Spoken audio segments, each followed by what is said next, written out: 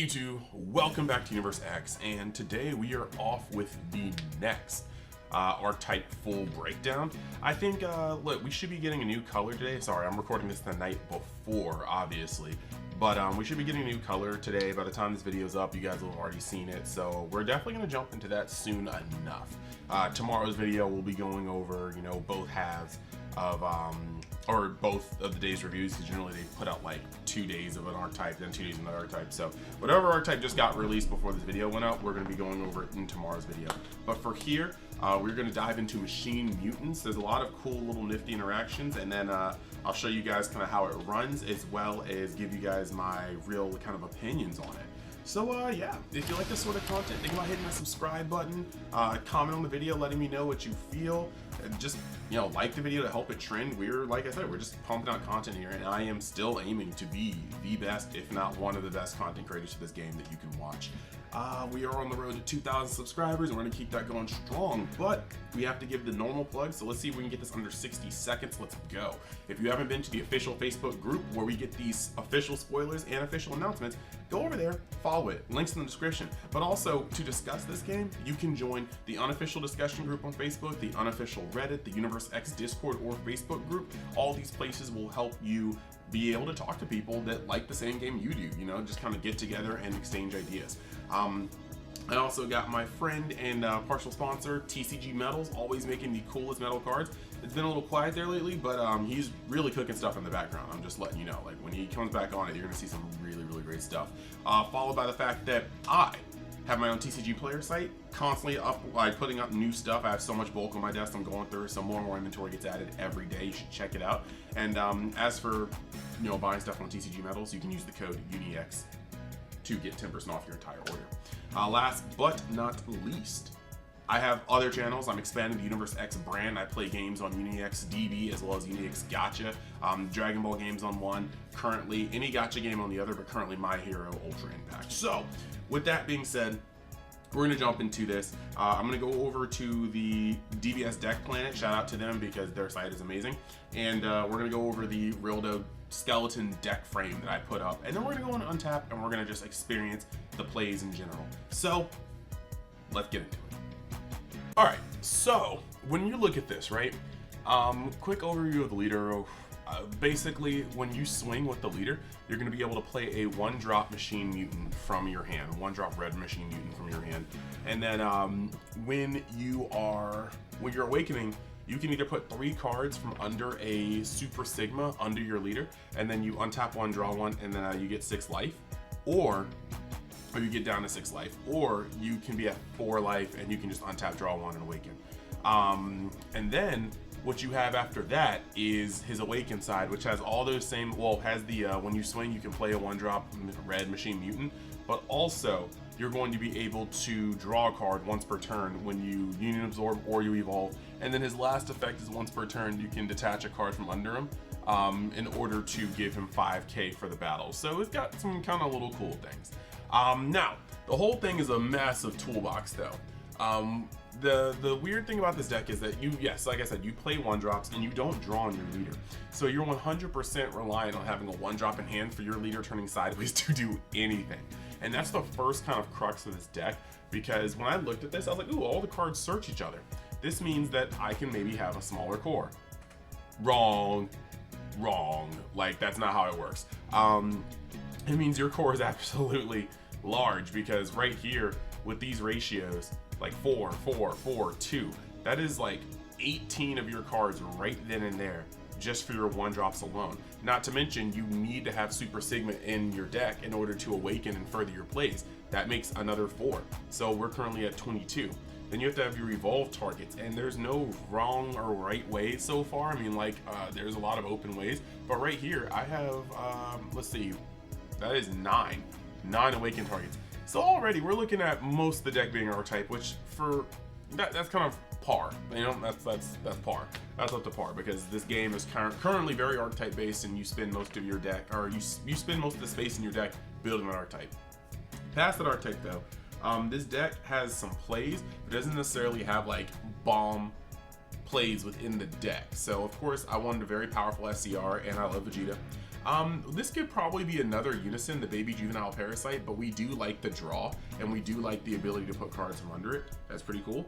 And then also, if we happen to play the against the sand cards, I do believe this is actually a pretty interesting piece, because if I'm not mistaken, let me check this just to be sure, but if I'm not mistaken, this is going to allow us to kind of play a little differently. You have the GT cards, right?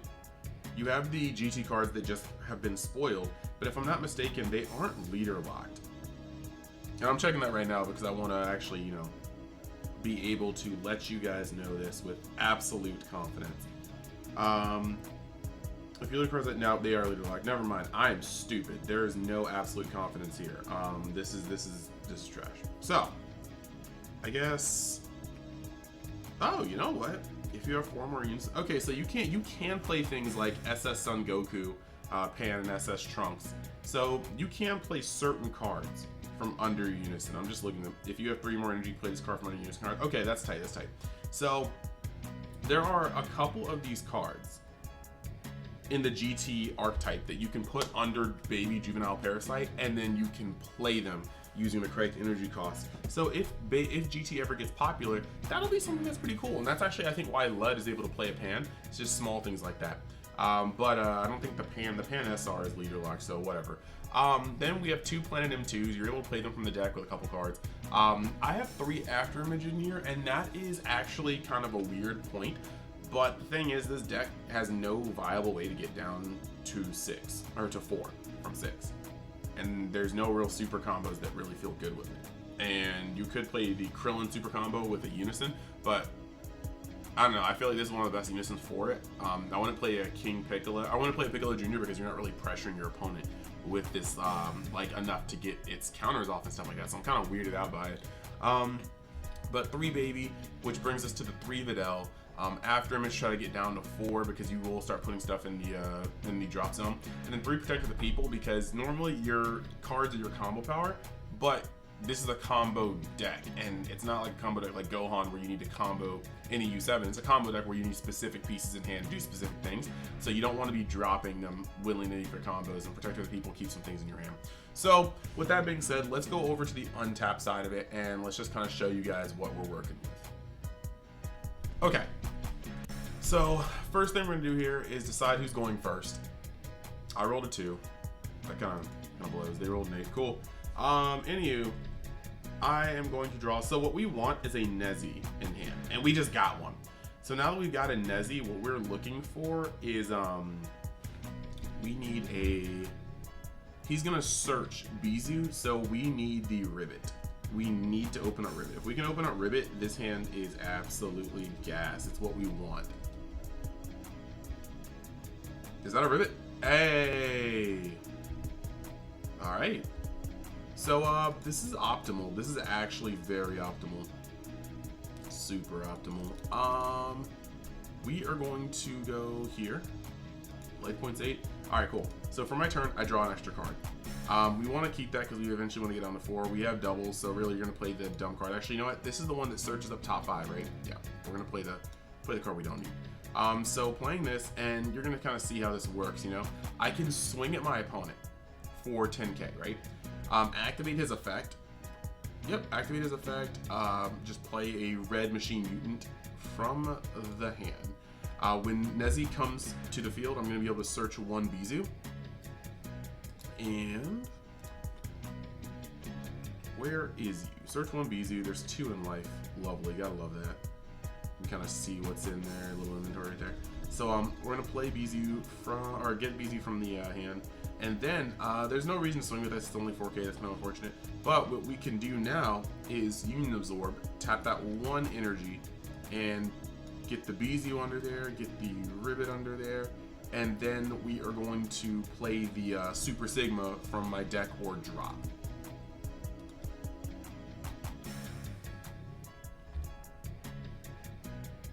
It's at the very back. True.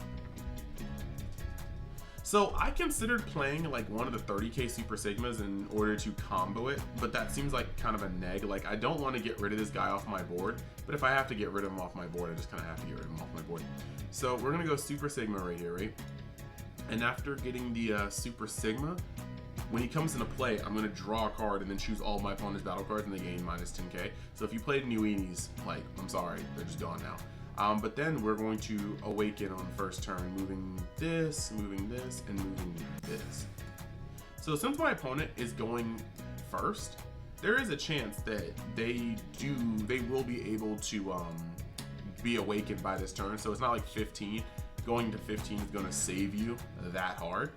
But we will be able to untap one, draw one, and then get Sue. Yeah. Okay. So we did go up a little bit, and we're gonna flip. Okay, now what we're going to be able to do is tap this, and I'm just gonna play a Rildo.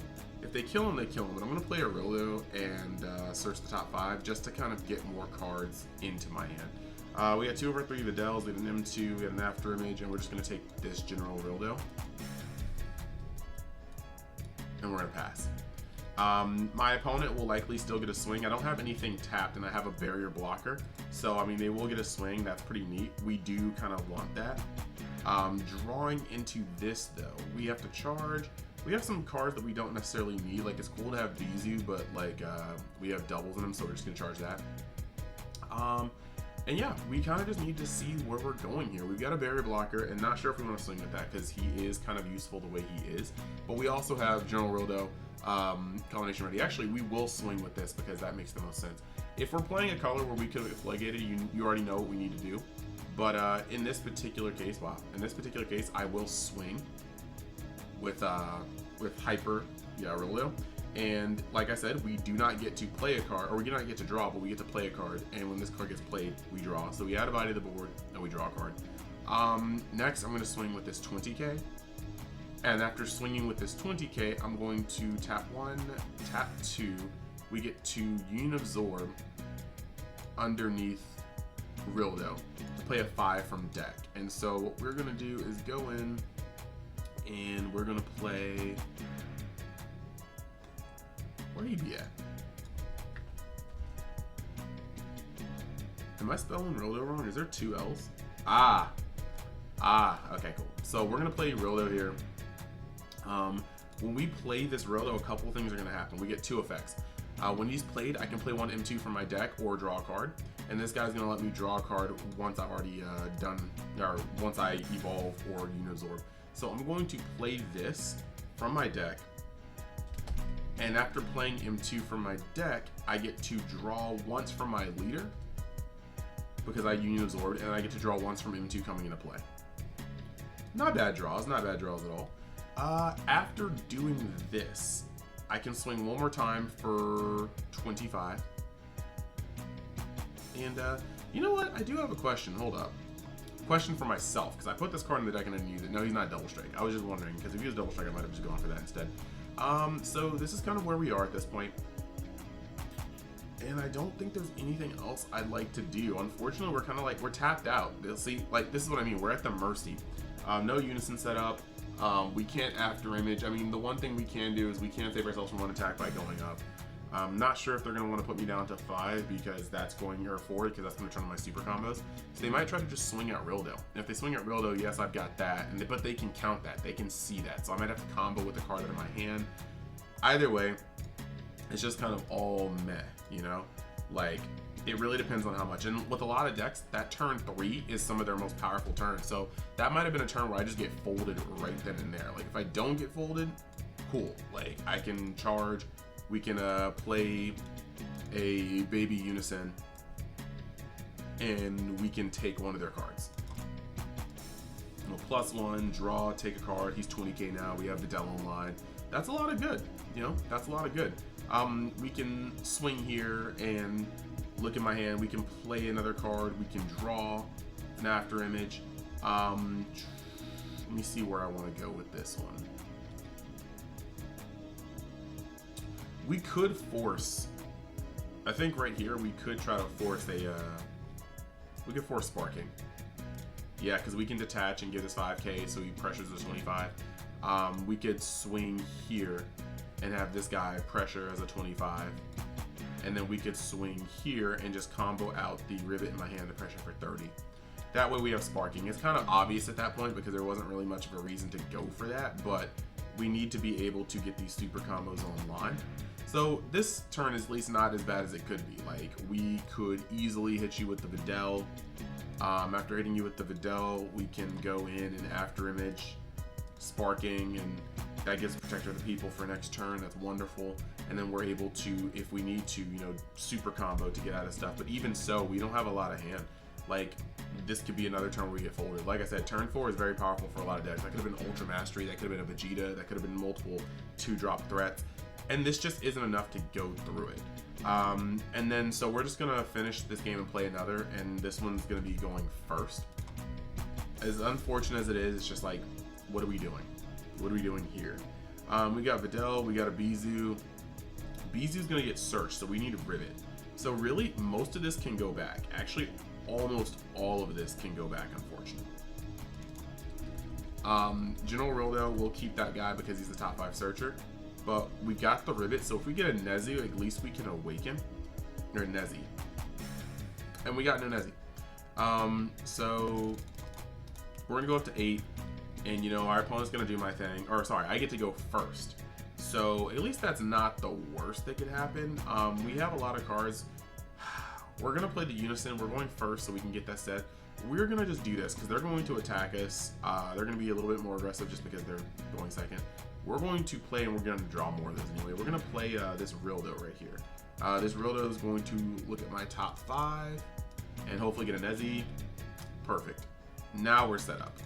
This actually is going to do some funny things now. So you're going to get to go see what happens when this deck plays first.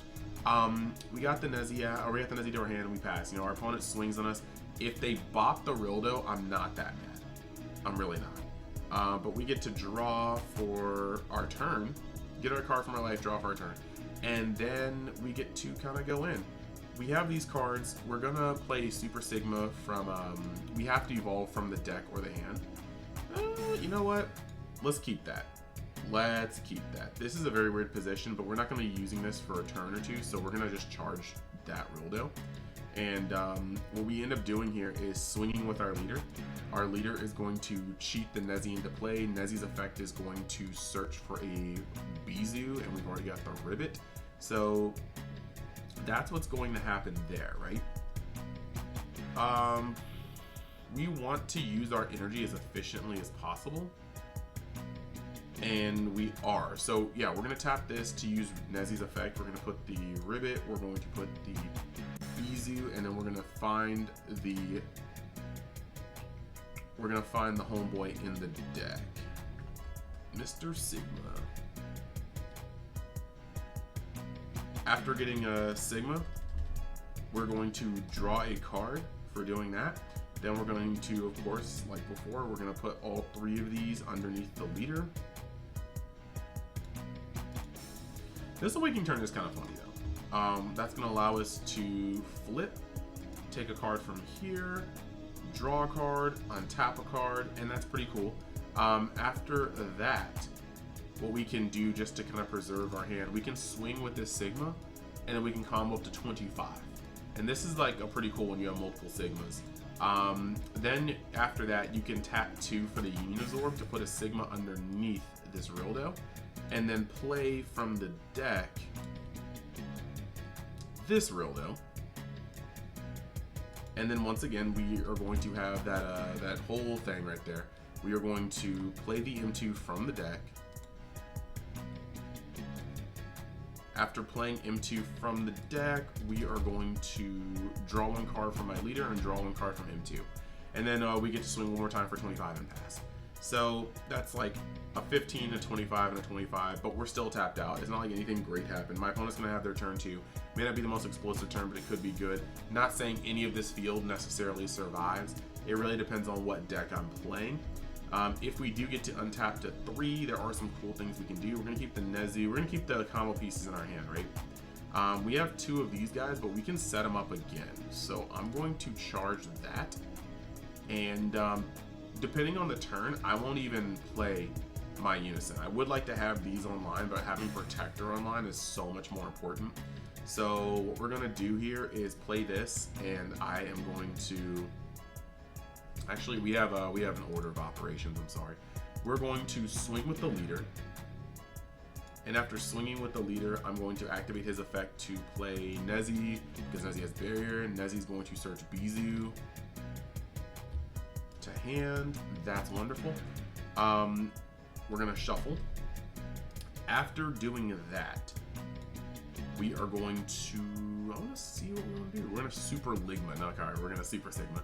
I'm sorry, I'm immature. But we're gonna tap that, and that's going to be able to put this and this under that, and then we're going to find the last Super Sigma, play the last Super Sigma, and Super Sigma is then going to, did I just leave? Okay, Super Sigma is going to come into play.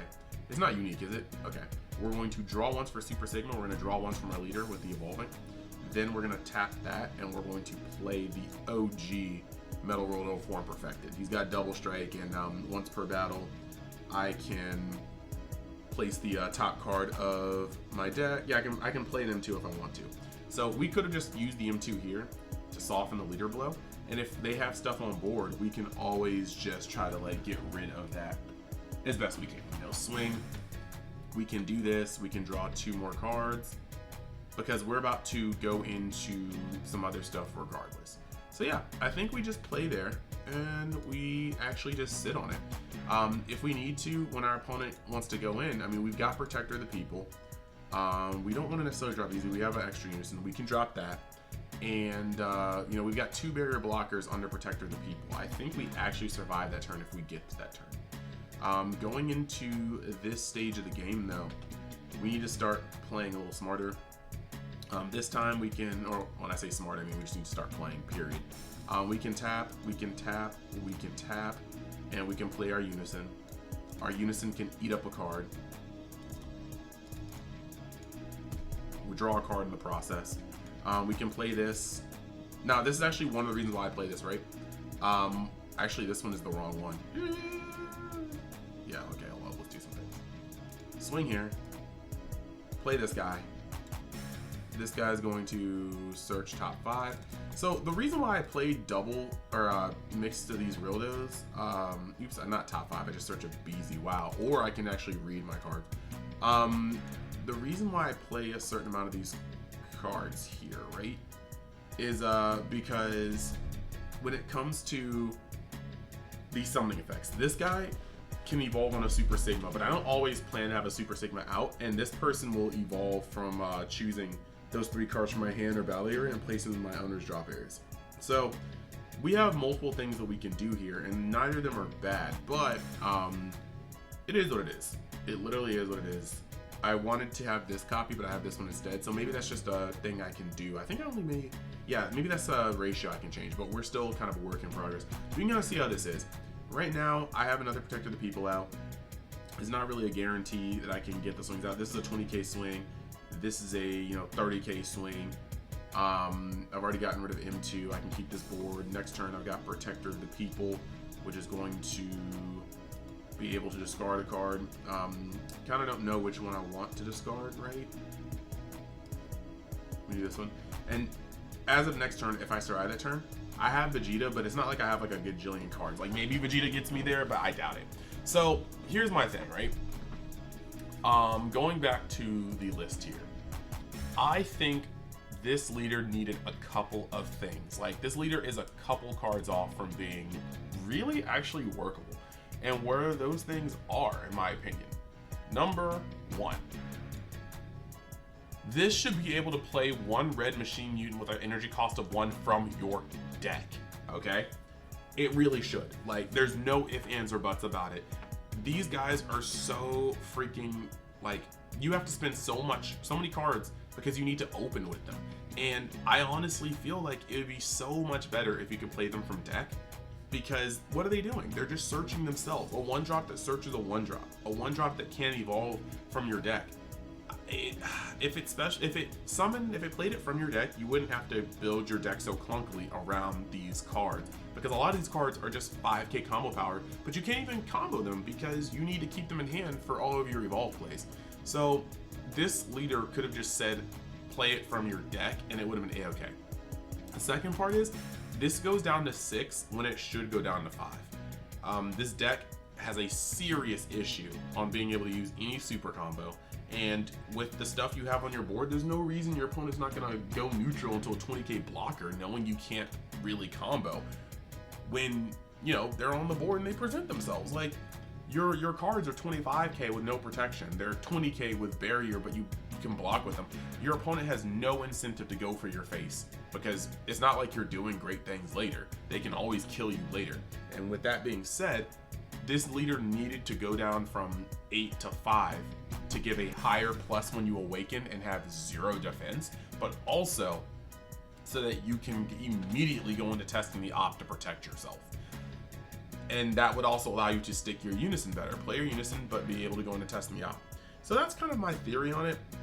Those 2 changes in the wording would change the deck horrendously. Yes, I would still run 4 Nezi, 4 Ribbit, 4 Bizu, but I'd also take out the Great Rildo Battle on Planet M2, the one that draws. I'd take him out. I'd straight up take him out. And this would allow you to free up 2 spaces, potentially even more, because if that's the case, you can probably go down less on some of these. Like, you could probably run 3 of each combination ready. To be honest, maybe you run 4 Nezu, you know, 3 and 3, and then 3 Rildos. But the point is, if you can trim down on these 1-drops, you can then start making your deck into a better shape. And I think that's necessary to make this actually good. So, with that being said, I hope you guys enjoyed this video. This is the second out of, I think, 9 Archetype breakdowns. We're gonna have some new reveals tomorrow.